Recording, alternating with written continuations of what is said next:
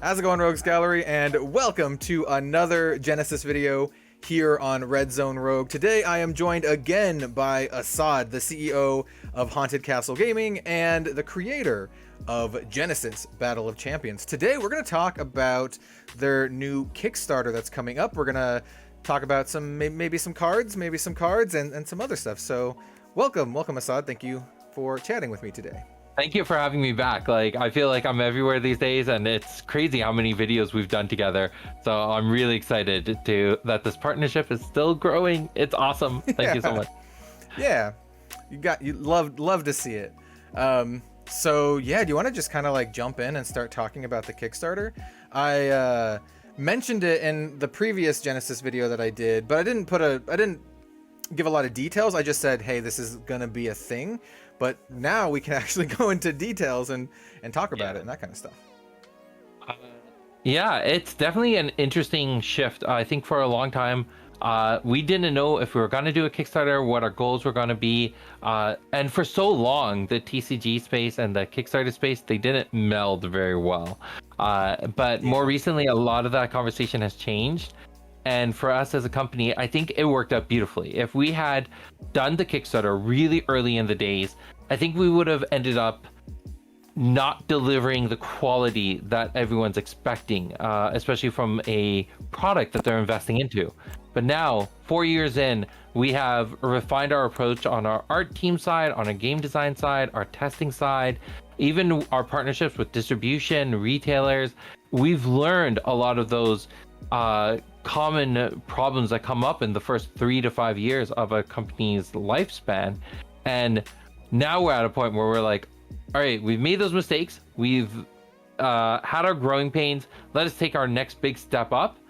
It's going to come with its own new set of growing pains, but at least the foundational stuff is there. We know how to manufacture a game. We know the issues that come up in manufacturing and how to mitigate them. All the stuff's there. So now it's about really taking the game and bringing a whole new life to it. Yeah, and I know you basically touched upon it there, but I know the first thing everyone's going to ask, they're going to be like, why are we going to Kickstarter? Yeah, it's the way I look at it is the past 4 years were our dry run. It was our pre-launch, it was our growing experience. I was even just in a live stream talking about this, where it was all the storyline, everything we've done up to this point has been just building the foundation of what is this game. And there was so much unknown, especially when it comes to building out the tactical resources and the challenges about hosting a championship. We just did our 2021 championship. There were so many lessons learned. We pulled off I really enjoyed the event. I think it was absolutely wonderful. I've gotten a lot of positive feedback, but we also know that there was so much we could have done better. So moving forward into this next year, we already have a plan in place for a championship. We already have a plan in place for some other major tournaments. Nice. We know what we're doing with our production side and how to make the card stock quality a little bit cleaner. We know what we're going to be doing on the game design side. And I'm also really excited to show people in the Kickstarter and in other places that we have the names for the next 3 sets, which are we're going into Origins, then it's Invasion, Collision, and War. Okay. And we are already planning what a lot of those things kind of entail when it comes to the game as a larger piece. So we are now at a point where if we go to Kickstarter and we get funded and there's a lot of people backing this project, investing in us, I can show them with 100% certainty that I'm not a fly-by-night product. We've been here for 4 years. We have a plan for our next 10 years, and it's a stable investment opportunity. I treat this the same way I would treat pitching to a large committee of investors. I want to make sure we are polished before coming and presenting in front of the Kickstarter community. Yeah, I think the not a fly-by-night thing is super relevant here too, because you've been around for 4 years and you were there I don't want to say just for the passion, but you were there when you were small and you're doing it for the love of it. And it shows that you were here first for the game and because you love the game and you believe in it. So I think that's really important to note, the game, but the industry as a whole. When I started in 2017, so many people were talking about how the TCG space was dying and it was gonna die, and that the physical card game space was gone. That the only thing that mattered was making the digital card games. And that's when you saw everyone move towards, you got Duel Links for Yu-Gi-Oh! You had the Pokemon digital thing got revamped. Magic Online, what was it, Arena launched. Everyone thought that the tabletop collectible card game was dead. And there I was launching my brand new one and trying to get people to back that. Like, it's the industry I believe in more than anything. And Genesis is my mark on that landscape and saying that I believe that there's more to here and that I can offer some value. Yeah, I dig it. I dig it quite a bit. I remember that time too. Even in like the TCG sphere, even the people who are diehard tabletop gamers, there was still like a very big sentiment that like folks were more towards like LCGs rather than like TCGs and CCGs, that kind of stuff. So, yeah. I remember being at a convention and telling someone about Genesis, and I was going through my pitch, telling them, "Oh, it's a tactical." I was going through everything, and then I say tactical collectible card game. And they're like, "I'm gonna stop you right there. I do not touch collectible card games," and just walked away. Yeah. And it wasn't just a one-time thing. I think that happened to me a dozen times over the span of that weekend. It was just, it was, TCGs were like the plague for a lot of people. It was just like, you do not want to be part of the space. But more recently, with amazing games hitting the market, and I'm happy to say we're one of them, but there's so many amazing games that have made such a wonderful impact for the growth of the game, for the growth of this industry. So I want to see this industry thrive, and I want to be part of it. Yeah, for sure. I definitely think we're in like a second TCG renaissance or golden age or whatever you want to call it. I think we're right there right now. So now is a fantastic time. Now is the time, basically. Yeah. So folks, okay, I think the second question people would ask then, this might be jumping the gun a little bit, but when is the Kickstarter going to launch? I know the first question people are like, why Kickstarter? And then the second one would be just like, okay, when? All right, so at the time we're recording this, we had just announced to the entire community that, hey, we're launching tomorrow morning. Oh, okay. December 1st. It was, so we had been telling people for a long time December 1st, but when we went to go get the Kickstarter project approved, we were actually declined the first time. Oh, so we had to revamp the entire thing and repitch it to them. So we're anxiously waiting for the Kickstarter community, committee to give us the green light. And we didn't want to tell people a confirmed date until we got that green light. So we just got it earlier today. So this is being recorded on the 30th. I don't know when you're going to put this out. But by the time this is shortly after, it's going to be live now then, basically. Yeah. All right. So then hopefully very soon after this video is live, or while this video is live, the Kickstarter will be going. And we do have an early bird 24-hour promo that we're doing. Oh, sweet. But at the same time, it's not a functionally unique card. You know this about us. We do not make promos that are functionally unique. Yeah. So it'd be a nice to have, but it's not going to stop you from being able to play with this game in a competitive sense. Yeah, which I think is great because they're like, I think the best example that I can think of is there was the dragon, right? There's the Zamber dragon, and then I forget the name of the promo version, but Sky. Yeah. But they were like basically the same card, and it doesn't matter if they have a different name in Genesis, in case you don't know, listeners, because Genesis runs on like a point system very similar to like Warhammer, so it doesn't matter that they have a different name. It's just as long as they have the same abilities, you put them in the deck. So yeah, that's really cool. No, nice. We made that mistake. We released a promo, like you were mentioning, with Sky, and it was functionally unique. And once I realized our mistake, my heart broke. I was like, I just messed up. And then someone pitched to a way to fix it, which was releasing Zamber Dragon. And ever since then, it's like, all right, our promos will never be functionally unique. But we will make sure that when it comes to gameplay, we never sully the gameplay experience by promos or any other collector piece that makes playing competitive harder. I think those are the kind of lessons that are really good, like to have learned already, going into this. Those are the kind of lessons that are just good to, you're already through that kind of stuff. So that's good. Yeah. So the day that you are watching this, watcher, listener out there, the Kickstarter is live, or at least it should be. There will be a link in the description. But let's talk a little bit about what they can see if they're still listening to this and still watching this, if they haven't already clicked on it. So what can someone expect from the Kickstarter? I know you mentioned Origin, but yeah, let's talk about that more. So Origins as a set is always where we expected the game to take its real first step into the market.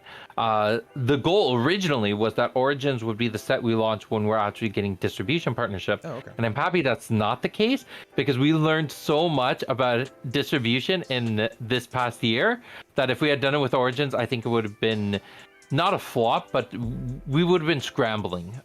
So we learned a lot about distribution in the past little while. Origins is a core set, so even if you don't have the previous stuff, you're still going to be able to make a very solid, comprehensive deck with just that set alone. But if you can get your hands onto JLAR's second edition, that'll just round things off a little bit better.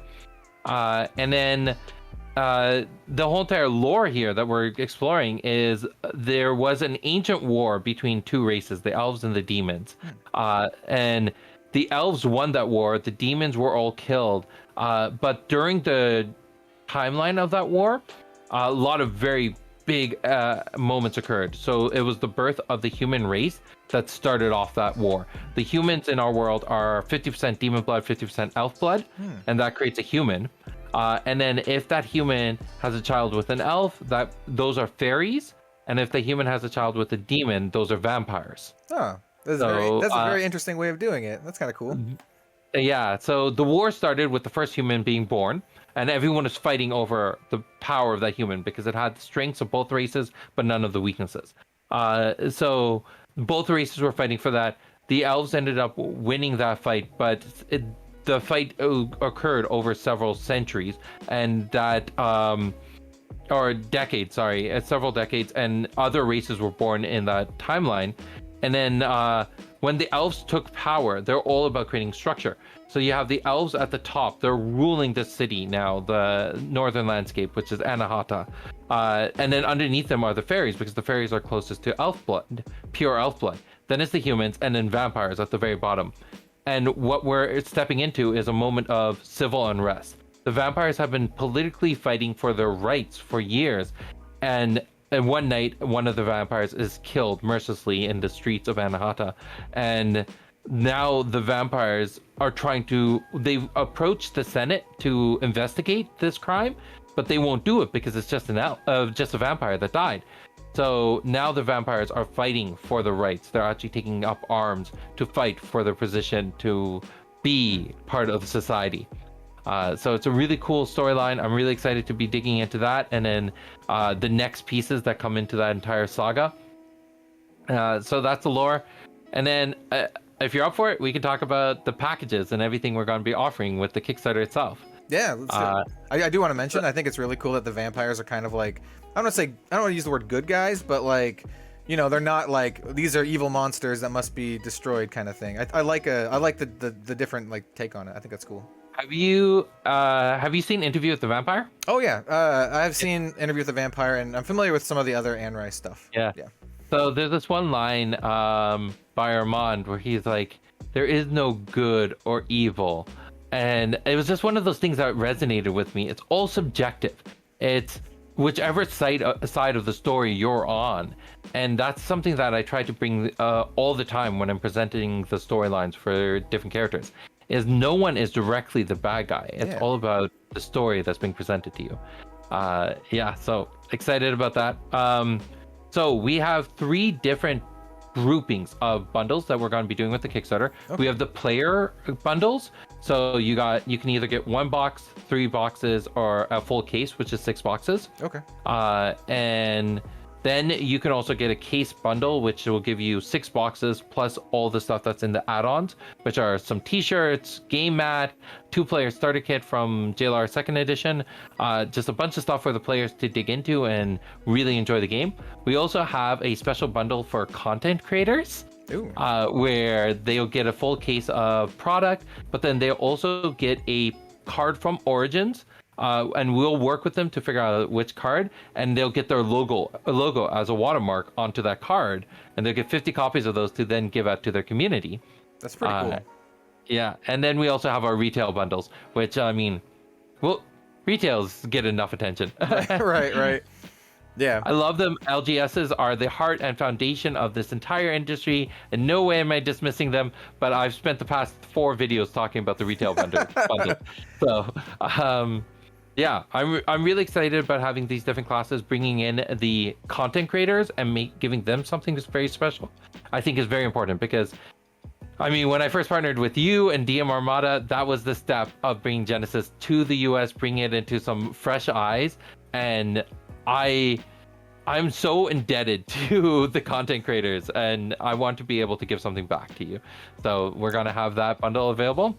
I think it's really cool. I do think it's really cool. Yeah. I know this is just a random question, but I know that half my audience is non-US. For shipping, will it be available, like international? So luckily over the years, I've also had to practice on shipping stuff to all over Europe, but even into China and across the North America. So I have some experience with that, and I won't be doing all the fulfillment myself, obviously, but I have an understanding of how that fulfillment process works. There are definitely some areas that are higher risk when it comes to shipping things out there. And I know shipping things to China has definitely been struggles back and forth, which is really interesting because we get things from there all the time. Yeah. But shipping stuff out there is a challenge for some reason. So it's something that we are definitely refining, and we're going to be working with some really great partners who are definitely used to shipping things all over the world. So Sweet. Definitely comfortable with that. I know a lot of folks will be happy with that, because I know that, Yeah. I don't remember the exact numbers or percentages, but we have a decent European community, German, French, UK, and then we also have a decent Australian community, or like section of the community, and then those from New Zealand. Those are the main ones. Like when I ship my own things, those are the ones that I'm usually shipping to. Yeah. I know some places are much more difficult than others. Like Australia and New Zealand in particular are kind of a pain to ship to. Whereas like Germany is just like whatever, slap a USPS label on and you can go. Yeah. I've shipped quite a bit of stuff out to Germany. We have a LGS there that's been a huge supporter of ours. Yoda's Data. So if anyone knows them, they're starting to host organized play events and really just supporting the game a lot. So they were on my tail about the Kickstarter since day one. They're like, when is it going live? Can we get more details? So I'm excited to have those communities out there, for sure. Yeah. I think that's great too. So let's see. We talked about the Kickstarter tiers. You mentioned add-ons. So you said there's like shirts. What else is there again? So as of right now, our key add-ons are, of course, more booster boxes. Our Kickstarter will not limit the amount of booster boxes that an individual can order. Okay. So that's one. And then the JLR second edition starter kit. So we have those on there. We're going to be encouraging people to, of course, get those from your LGS. Don't get it as an add-on. Get it right now from your LGS and start playing the game immediately. That way you don't have to wait for it, and you're supporting the local game stores. It's so essential that we do that. So those will be there for the people who cannot get that product from a local game store for any reason. A Kickstarter exclusive game mat, which will be really cool. I'm excited to have that out there.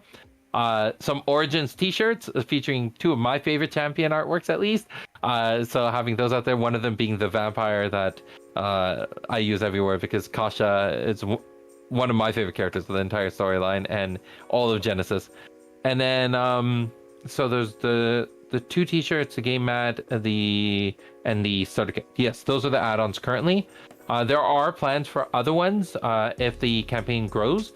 One thing that I know a lot of people have asked is we have sleeves and we've been prototyping them and getting them out there. Part of the reason why we're not putting those into the Kickstarter is because we've already worked with a bunch of local game stores to put in pre-orders and all that kind of stuff. We don't want to cannibalize the sales they've already promised. So a big thing is respecting our partners every step of the way. Yeah. So whenever we do something, we've asked back and forth with a lot of different partners on how would this affect your sales, and if they say it affects it in a negative way, we're a lot less likely to do it. Like a lot less likely. Yeah, that's fair. Are there going to be any like stretch goals? I know a lot of Kickstarters do this.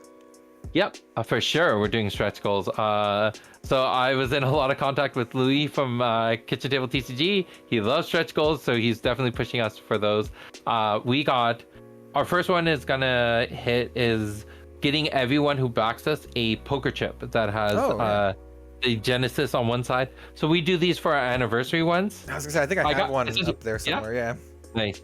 So you have the Genesis logo, and then these are like the anniversary ones, and just white, and it says Haunted Castle Gaming on it.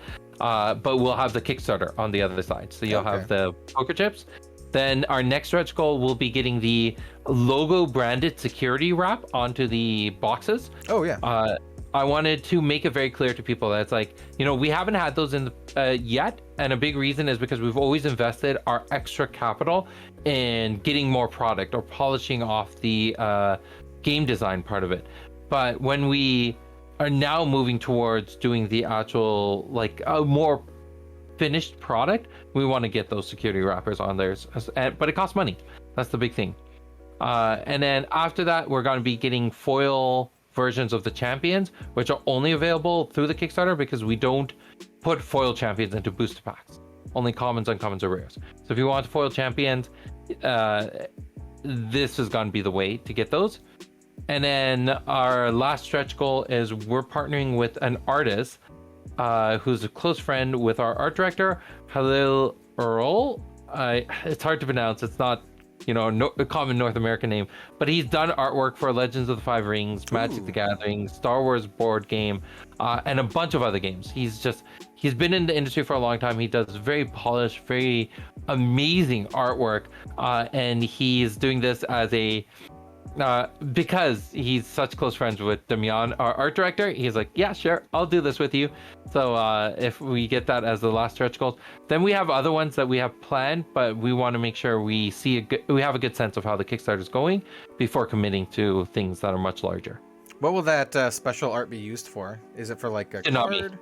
Okay. Tsunami, yeah, which is so Tsunami was in alpha and beta. It didn't see reprint, and it was such a meta relevant card. It was always scheduled for Origins, so it's already a card that's planned for Origins, but he's going to make this alternate art, and I'm so confident that it's going to be an amazing piece. I'm already thinking like, are we going to be able to do a stretch goal where not only do you get the card, but you get like a poster of it or something like that? Oh, that'd be sweet. Like a printer, right? Printer, whatever. Yeah, that'd be sweet. I love like art stretch goal stuff. I think that's really cool.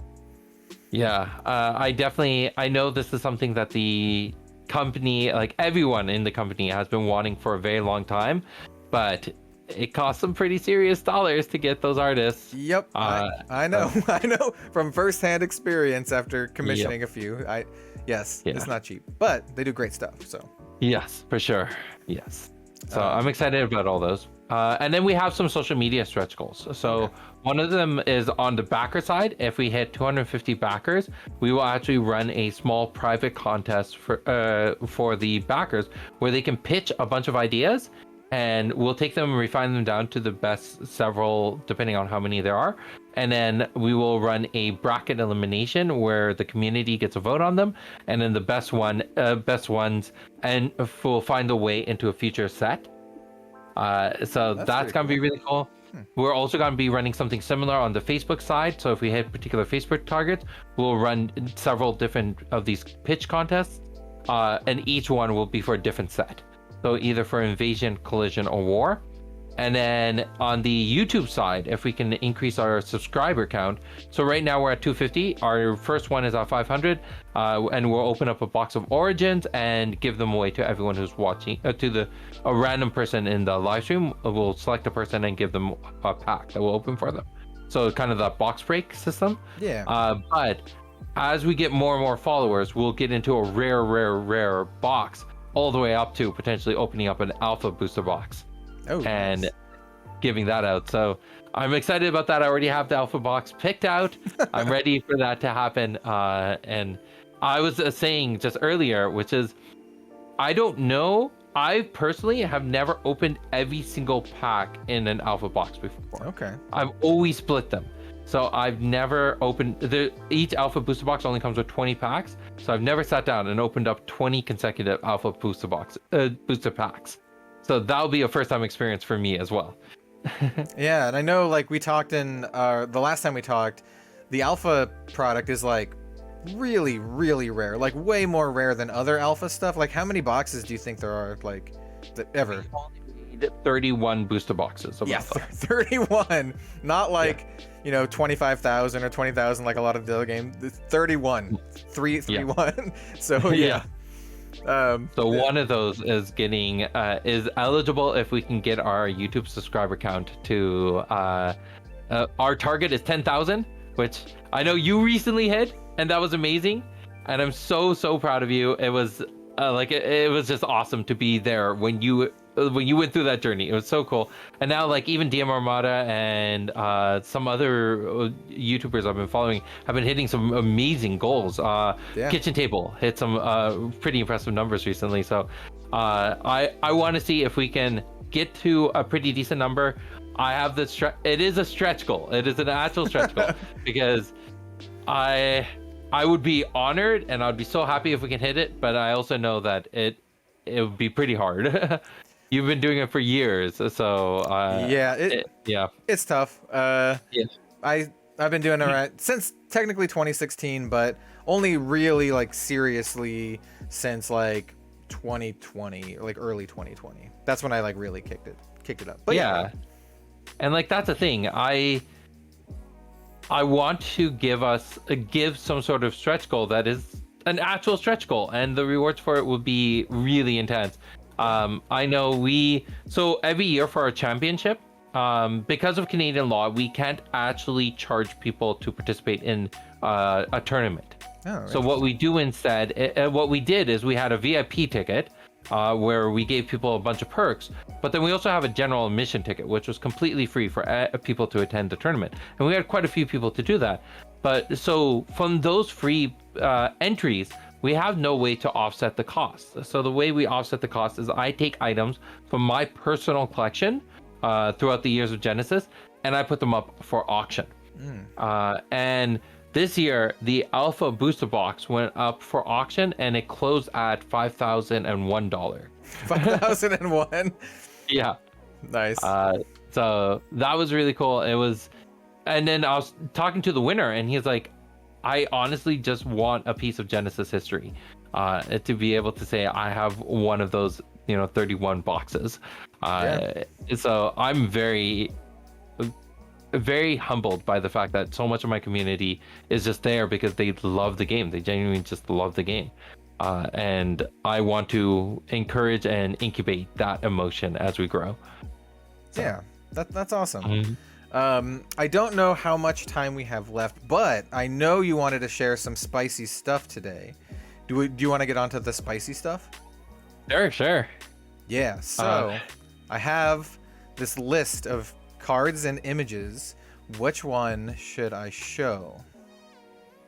So I think let's start with, I'm sure you're going to go back and edit this video a little bit. You can splice in some of the champions that have already been spoiled. You can put those in at random places. But if you can start with, I think, Sapper. Sapper. Oh, yes. Axon Sapper. Let's open that up here. Oh, yeah. So this is a really cool piece to me because this was actually part of a pitch contest we did in May. The winner of that contest, Shahan, he created this card. And it got renamed to Poneradon, but the idea here was having a creature that could suck the life out of another creature.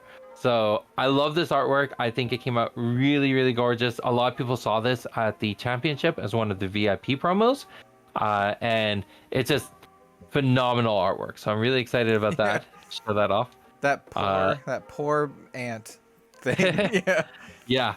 The funny part is that ant is actually another pitch contest winner's creature. Really? it's getting wrecked. Picking on it. It was great. All right, the next one we got Beck and Break, the artwork there. Yep, I see the Beck and Break. So we had this concept. So you're a Final Fantasy fan, right? Yes. Yeah. From a long time ago. I started with the Super Nintendo, like Final Fantasy 3, 2 ones. Yeah. So, do you remember Final Fantasy VII fairly well? Yeah. I'm not as huge into it as a lot of people, but I play Final Fantasy VII, the original one. Yeah. So in Final Fantasy VII, you had this idea of limit breaks. So you started taking damage, and you had a limit bar that increased, and then once it hit its cap, you could do these really cool abilities. Your Omni Slash. Yeah. So we created a series of skills that you can attach, which are breaks. And this one is the beck and break. So every time you take damage, you put counters on this, and once you hit 5 counters, you remove them all, and you get this big creature. So the thing that's right behind the champion right there, that's a creature itself, and you get this one allows you to beckon out a new creature every time you after taking a certain amount of damage. So I love this idea of the breaks. They're really cool, and it just kind of spoils off the next thing that you're going to show, which is a brand new champion for the community. Let's do it. I don't know if you want to show the champion card or just the artwork, but however you want to go about it. Let me pull up the... Which one would you like me to show first? I'm down with either of them. Let's talk about the champion and break down the champion a little bit first, and then we'll show the art in all its glory. Cool. So let me pull up the champion, and she looks awesome, by the way. She looks freaking awesome. So I'm really excited about this piece. First, you can so the artist here, Mario, he hasn't done a champion piece. He's been on the team for a long time, but just recently he's been really refining his skills, and we thought it would be appropriate to get him to do a champion piece. So this champion, Alta with 23 health, 140 aura. This is a pure mage. You don't have an energy reduction. The forward awareness gives her the ability to target things at a distance, shooting electric beams, of course, electric bolts. Her affiliation combination, so blue and green, Axon and Phage. So Phage is the new affiliation that's coming out with Origins. It's the first time green is showing up in this game. So this is a really cool idea here. You got at the swift speed, so at any time you can just exert yourself to hit someone for one, throw a small little lightning bolt. But then you have lightning surge. So you exert yourself, pay 6 aura, you deal 2 electric damage to everything on target spot in your awareness. So you either of those 2 spots, forward, you pick one of those spots, you deal 2 damage to everything that's there, and then you bounce it to deal 1 damage to everything on a spot adjacent to the first spot. So you hit everything in one area, and then you bounce it to another area and hit everything there as well. That's really cool. I like the effects that do like AoE or what however you want to call it, like effect hits all of the stuff. That's really cool. Yeah. I like that's why I like honestly that's why I like Raha, because she kind of does similar stuff. So yeah, I really like this character. Like I'm not just saying that too. She looks awesome, and she has the same kind of like mechanical stuff that I like from Raha. So yeah, this is sweet. Really excited about the champion. And then the cool thing, you can see that this is the Kickstarter version, because we have the Kickstarter K in the bottom left corner where the origin symbol is. And yeah, all in all, I love this champion, and Mario did a phenomenal job. So let's look at the artwork. All right, so this looks awesome. It'll probably be a weird cut because it took me a second to find it, but you can see her. I was telling Assad before that I love how her arm is like a skeleton lightning arm. That is like rad as hell. Like look at that's metal. Like she has a skeleton lightning arm, dude. So this is one of the fairies. The fairies are really interesting because the thing that distinguishes the fairy champions from other fairies is that they had genetic mutations. So they're kind of like mutants from the X-Men series, right? Yeah. Alta herself, through an experiment gone terribly wrong, she lost one of her arms. So now when she uses her electric ability, she has this electric arm that kind of allows her to manipulate the magic. So the things I love about this, like, again, you have that green and blue theme a lot, because this champion has the green and blue colors. She even has these little vials that she has on her waist, and then they're white, blue, and green, because those are her 3 colors. So I love everything about this, and I think when we see this in foil, oh my goodness, this guy looks so pretty. Yeah, this is awesome. Now I'm just thinking, like, I need to get for the content creator tier, I need to get like some sort of cool Alta themed card or something. I don't know. We'll talk about it. We'll talk about it for sure. Yeah, because the other card that we showed, the Beck and Break, which I'll put up on the screen here, also has Alta, but on that one, she doesn't have the lightning arm, because the arm in the background on that one is coming from like the creature and like not from her. Yeah, so she doesn't naturally have that electric arm always out, right? It's just whenever she's using her electric magic. Normally, it's just covered for her.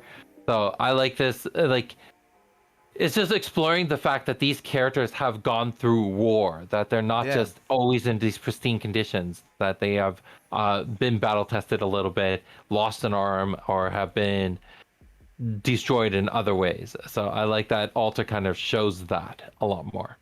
Yeah, me too. Yeah. It shows that you have fallible heroes, not like indestructible type of stuff. Yeah, no, that's really sweet.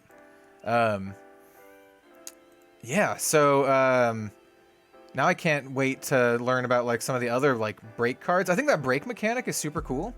It reminds me of like having an ultimate or something if people play like MOBAs or whatever. You have like your big flashy skill. I think those are super cool. These are definitely like a really passive way of just whenever you're taking damage, a way to charge up and do something to fight back, right? So we have one coming out for each affiliation. I really enjoy them. I think they're a really cool mechanic, and we're trying to find ways to push them a lot more in future sets. Are they specific to like the affiliation, or do they work more like better with the characters? So they're bounded to their affiliations. So Beck and Break here is for green Phage. Because Phage is a lot about armies, like having a large swarm. Okay. So that's why theirs is a Beck and Break. The other one you got is like Agility Break, which is for red Thymos. And they're a lot about mobility. So their break is whenever you get the 5 counters on it, you remove, you get an extra move for the turn, giving you some additional mobility. So each affiliation gets something that's more geared towards what they represent, and it gives you options as a champion. Even when the chips are down, you have a way to come back from the fight. So Alta could have like the green one, and she could also have like the blue one too, then, because she also has the blue affiliation. Yes. Yeah. Nice. That's cool. Yeah. And there's definitely been some really fun decks that have played into this a lot. So I'm excited to see how this looks, especially as we start seeing Origins appear in a competitive scene. So we have our future leaguers, the people who have been playtesting the game, and it's an open community. So it's been really cool seeing them test everything and make Origins a really amazing set. However, everything changes once it's actually printed and people have the cards in their hand and they're making real decks. So I can't wait to see that. I can't wait to see these champions fight against the older champions as well. Yeah. It's going to be awesome. I think that'd be really cool. So we already said when the Kickstarter is. It's now. If you skipped that for whatever reason, it's out now. How long will the Kickstarter last? And when do you expect to ship the boxes for everyone who is backing? I guess we can kind of end on this to kind of cap it off. So we're going to be ending early January. I think January 7th is our goal. We were originally going to end it, like we're just going to run it for the campaign for the month of December. But then it was like, oh, that's New Year's Eve. I don't think that's the best time to end your campaign. Yeah. So we pushed it out by a week, January 7th. And then what we're going to do is our goal is to have everything ship out by July. But we all have, I've been really grateful that a lot of people have been patient with the fact that there is this global shipping crisis going on, and paper is really hard to get your hands on these days. So we have a lot of paper that's been ordered for a while now, and it's just waiting for that to come in and for this project to be ready to start producing everything. A lot of the items are already queued up. It's just now trying to figure out what the quantities look like and the uniqueness about it. We haven't really touched on the box topper either. Ooh, let me just insert that in. The one thing that's going to make the Kickstarter box very collectible and different than the retail box. So both boxes are going to have a box topper, but they're going to be designed differently. The Kickstarter one is going to have a card called Electrical Storm, which we believe is one of the most meta relevant cards that's going to come out of the set. It's going to have an alternate art using Alta herself. Oh, yo, let's go. And she's just summoning down this intense electrical storm. And it's an AoE spell too, so more. I'm here for it. Yep. And then on top of that, so that's guaranteed in your box topper pack. Your second card is going to be a guaranteed foil epic rare. Ooh. So Okay. epic rares haven't been in foil before. They're the extended art versions. Well, the other thing we're doing is we're getting rid of the black borders on epic rares. Okay. So even more extended art. It's Yeah. gonna look absolutely amazing. I'm really excited about that.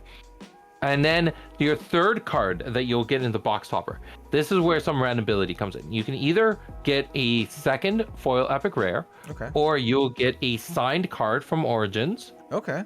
or you'll get one of the Origins sample cards, Ooh. Okay. or the last thing you could get is potentially a pre-alpha card. Ooh. So this is Oh. my personal collection that I'm now disassembling and putting into these packs.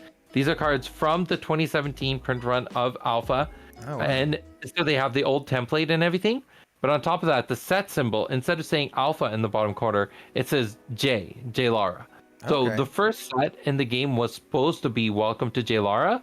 But just a few months before we went to production, I was like, you know what? This doesn't make sense. Let's rebrand it all as Alpha. So we have those sample cards, those early 2017 cards that have the alpha border but have the JAE set symbol, and I'm taking all of my spare copies of those and putting them into these box topper packs. I can't imagine there are very many of those. Yeah. No. Yeah, there's probably not very many of those. So yeah, that'd be really sweet. That's like a definite like collector thing. Like Yeah. if you're a fan of Genesis or you just want something really cool and unique, that's something very cool. Yeah. Yeah, I didn't actually know about the box toppers at all. I think that's Yeah. sweet. I think it's cool that you have like three cards in them. Yeah. What's There's gonna so much that's going into this Kickstarter. It's hard to remember everything. Yeah. There's just so much. What's gonna be in the normal box toppers then? Like the not Kickstarter box toppers. Originally, a normal box topper was planned to be it was going to be Tsunami, but Okay. now that Tsunami is being done as the alternate art for the stretch goal, we might do something different for the retail one. But our key for the retail box topper and every box topper we do moving forward will be picking meta relevant cards, things that are critical for the players, and giving a lot more access to those cards, a special way of getting a hold of them. So with J-Lar second edition, we put Baruch as the box topper, and that was Fire Horse, everyone loves it, and it was a super meta relevant card. So whatever we pick for Origins, I know it's going to be a very useful collector's piece. Nice. Very cool. Very, very cool. So is there anything else you would like to say to the viewers out there before we wrap this up? I'll say the same thing I've been saying on all the videos. Support your LGSs, play the game, and be kind in the community. And then this is the thing that George told me to say, which is, back the Kickstarter.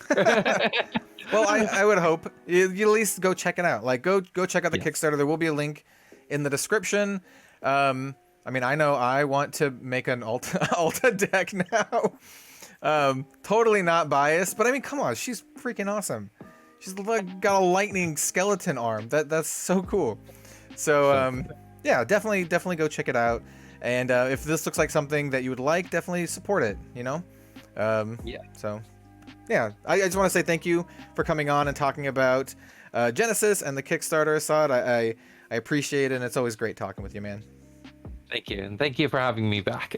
Yeah, of course. I'm sure you'll be back on here at some point. So thank you all for watching. Definitely go check out the Genesis Kickstarter, and we'll see you next time for some more card game content. Have a good one, all.